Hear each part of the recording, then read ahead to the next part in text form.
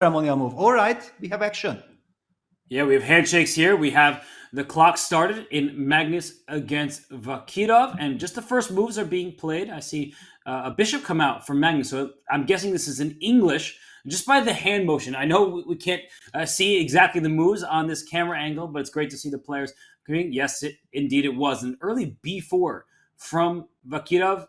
Peter, you liking what you're seeing from the opening? Yes, I'm liking. I always like bishops, and the white bishop is reaching the long diagonal with bishop b2. Queen e7 played. Yes, queen e7 played by Magnus. Knight f3 will follow. Yeah, putting some pressure on the e5 pawn. Very important. Well, knight c6.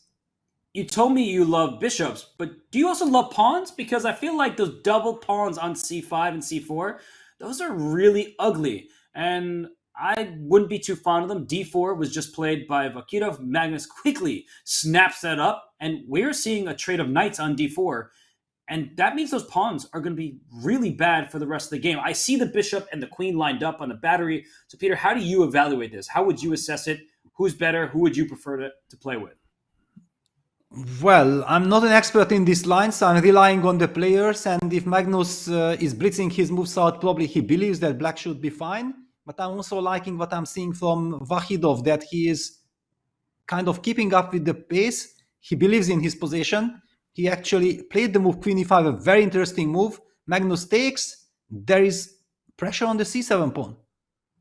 And king to d8, so we are seeing the moves on the board even before the camera. It seems like things are going back and forth with who's winning the race between camera feeds and PGNs. But either way, the black king did just slide over. We saw Magnus place his king on d8 there, protecting the vulnerable c7 pawn. Bishop takes f6 check, g takes f6. We're going to see bad pawns across the board here, but I like the tension that black has on c5, because if white takes on b6, and great decision, I would say, by Vakhidov not to take there, after a takes b6, the rook activates on its starting square. We often think we need to move our rook to activate it. No, sometimes it can activate in its corner. Yes, I need to figure a way out to slow down the action, yeah, because sometimes, yeah, the moves are coming in way too fast. Yeah, it seems like on the camera feed, the move c5 was just played, but we see Levon Aronin, he was pulling up his sleeves, and usually he pulls a rabbit out of a hat. He is a really great player. We'll catch up with Levon in a bit, but for now, we have the game between Magnus and Vakhidov, the white king on d2.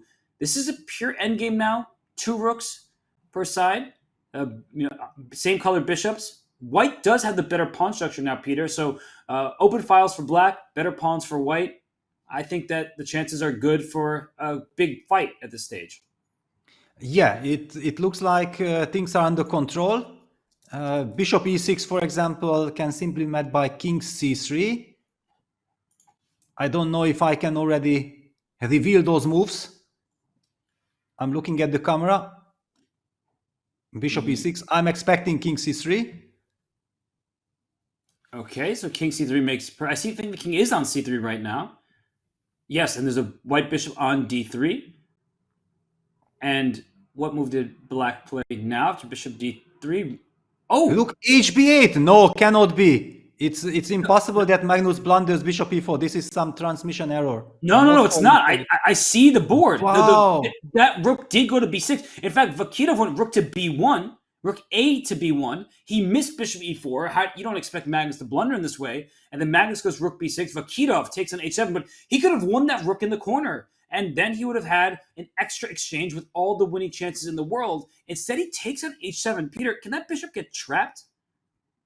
Yeah, well, now we are seeing that he's trying to open it, but I'm not liking it. And the reason why Magnus... Wow, but Magnus captured on b1. I wanted to highlight that the reason Magnus played this rook hb8 was to get that rook on b6. He got it, but then he trades. Wow. He trades on b1, rook to h8, just played it on the camera feed. And after bishop takes f5, which is probably the only move, isn't white up a pawn here? And I see the counterplay. We just saw the rook take on h2, the white rook go to g1. Black has counterplay in terms of activity, but white surely is better. You're just up a pawn. Yes, on the other hand, probably Magnus believes that with activity with d6, d5 coming, and after c takes d5, king d5, the king is also, black's king is close to the king side pawns. Black's rook is very active. King d3, okay. White is trying, yeah, Magnus immediately goes active. And there is a black king in the center, so it looks like the camera catching up to the board now. D5 was just played on camera feed. King takes D5. And we see the centralization of the black king. And I'm looking at the clock.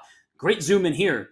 Magnus up almost a minute on time. The position isn't that difficult for white to play, but I think it makes it difficult for white to win when you don't have time to calculate.